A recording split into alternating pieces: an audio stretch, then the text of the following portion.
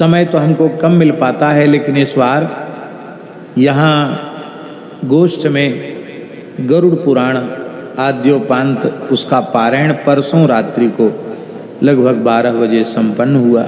उसकी परिसमाप्ति में कुछ ऐसा श्लोक आया महाराज जी कि हमको मन में हुआ कि इस पुराण की पूर्ति का प्रसाद सबको मिलना चाहिए। गो विषय कुछ श्लोक उपसंहार में आए तो उन श्लोकों को हम जरूर कहना चाहते हैं।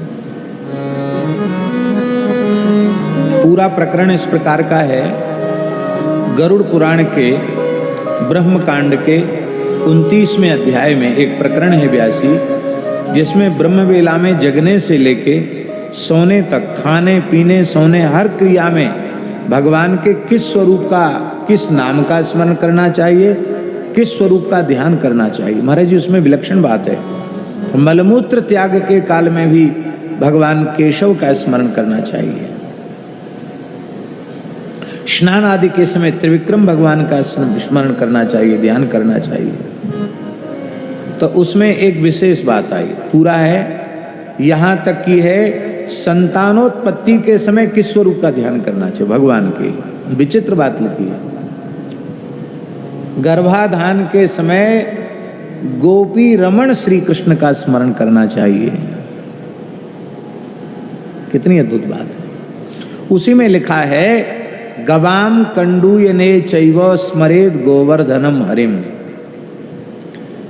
प्रत्येक व्यक्ति को नित्य गाय का स्पर्श करना चाहिए, गाय को खुजलाना चाहिए और गायों को खुजलाते समय श्री गोवर्धनाय नमः, श्री हरये नमः, इन दो नामों का उच्चारण करना चाहिए। गोवर्धन और हरि, इन दो नामों का उच्चारण गायों को खुजलाते समय, खुजोरा करते समय करना चाहिए।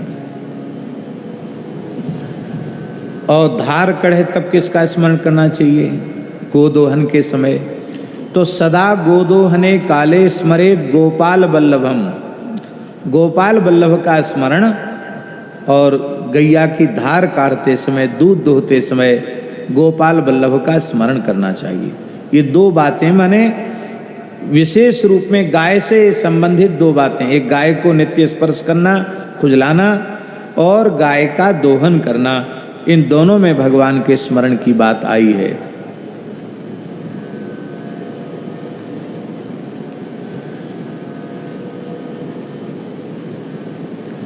आगे और विलक्षण बात भगवान गरुड़ जी को कह रहे हैं कि हे खगेंद्र सत्तम, हे गरुड़ जी, पक्षी श्रेष्ठ, पक्षीराज गरुड़, अनंत पुण्यार्जित जन्म कर्मणाम सुपक्व काले च खगेंद्र सत्तम स्पर्शे गवाम चैव सदा नृणाम वै भवत्यतो नात्र विचार्यमस्ति।